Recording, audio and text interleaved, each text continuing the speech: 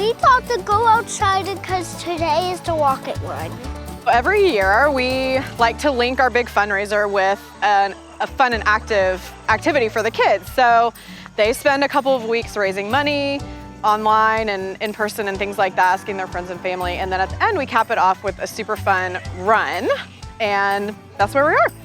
I just got finished with running and got sprayed with colors. It was hot and it was very hard to race, but I was very confident.